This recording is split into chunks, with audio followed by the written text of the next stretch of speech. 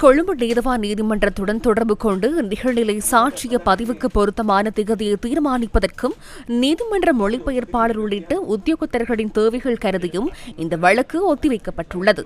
கடந்த 2011ஆம் ஆண்டு மனித உரிமைகள் தினமான டிசம்பர் மாதம் 10ஆம் திகதி யாழ்ப்பாண நகரில் நடத்த திட்டமிடப்பட்ட காணாமலாக்கப்பட்டோரின் உறவினர்களின் போராட்டத்தை ஒழுங்கமைப்பதில் ஈடுபட்டிருந்த லலித்குமார் வீரராஜ் மற்றும் குகன் முருகானந்தன் ஆகியோர் ஆவரங்கால் பகுதியில் கடத்தி காணாமலாக்கப்பட்டனர்.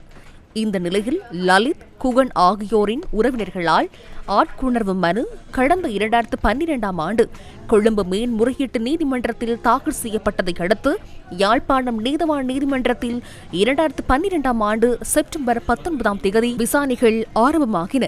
குறித்த வழக்கு விசாரணைகளின் போது 2017ஆம் ஆண்டு மனுவின் சாட்சியாளர்கள் பட்டியலில் முன்னாள் பாதுகாப்பு செயலாளர் கோட்டாபய ராஜபக்சவின் பெயர் இணைக்கப்பட்டது.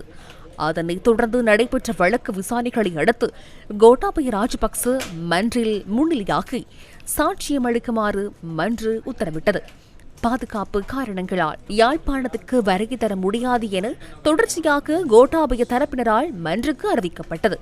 இந்நிலையில் நீண்ட வாத பிரதிவாதங்களுக்கு பின்னர் கோட்டாபய ராஜபக்ச நிகழ்நிலை ஊடாக சாட்சியம் அளிக்க நீதிமன்றம் அண்மையில் அனுமதி அளித்தது. கோட்டாபய தனது வீட்டில் இருந்து சாட்சியம் அளிக்க முடியாது எனவும் கொழும்பில் உள்ள பிரதான நீதிமன்றத்தில் ஏதாவது ஒன்றில் நேரில் தோன்றி நீதவான் முன்னிலையில் நிகழ்நிலை ஊடாக சாட்சியம் அளிக்க வேண்டும் எனவும் மன்று நிபந்தனை அளித்தது. இந்த நிலையில் குறித்த வழக்கு இன்று யாழ் நீதவான் நீதிமன்றில் விசாரணைக்கு எடுத்துக் கொண்ட போது கொழும்பு நீதவான் நீதிமன்றத்துடன் தொடர்பு கொண்டு நிகழ்நிலை சாட்சி பதிவுக்கு பொருத்தமான திகதியை தீர்மானிப்பதற்கும் நீதிமன்ற மொழிபெயர்ப்பாளர் உள்ளிட்ட உத்தியோகத்தர்களின் தேவைகள் கருதியும் இந்த வழக்கு எதிர்வரும் ஆகஸ்ட் 7ஆம் தேதி வரை ஒத்திவைக்கப்பட்டது.